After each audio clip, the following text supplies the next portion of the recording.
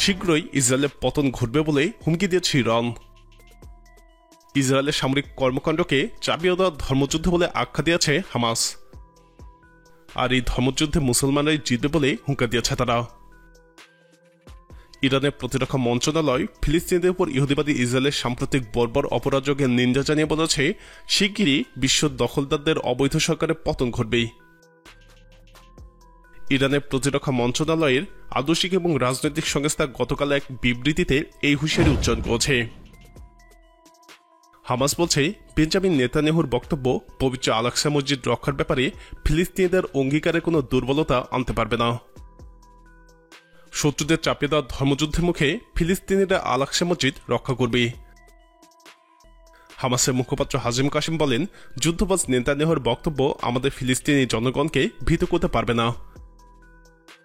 শত্রুরা যে ধর্মযুদ্ধ চাপিয়ে দিয়েছে তার মোকাবেলায় ফিলিস্তিনিরা পবিত্র আল-আকসা মসজিদের পরিচিতি এবং মর্যাদা অক্ষুণ্ণ রাখার জন্য লড়াই অব্যাহত রাখবে।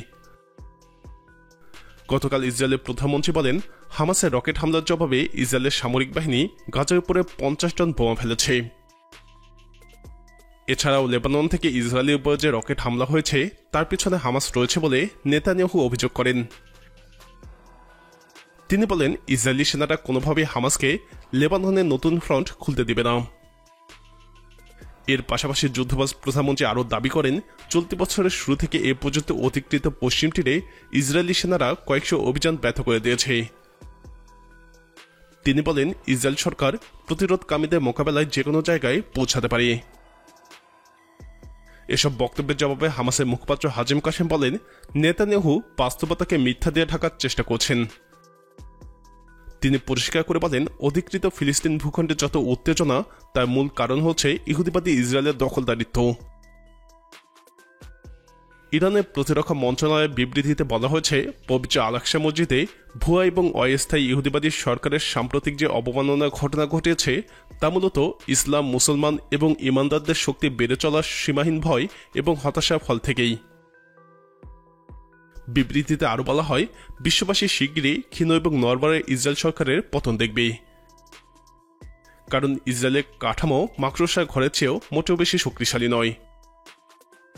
বিবৃতিতে চিন্তাশীল অভিজাত শ্রেণী, শিল্পী এবং বিভিন্ন দেশের প্রভাবশালী ব্যক্তি ও সরকারকে ইসরায়েলের অপরাধযজ্ঞের নিন্দা এবং নিরস্ত্র ফিলিস্তিন জনগণের বিরুদ্ধে ইসরায়েলের হত্যা ও নির্যাতন প্রতিরোধের আহ্বান জানানো হয়েছে।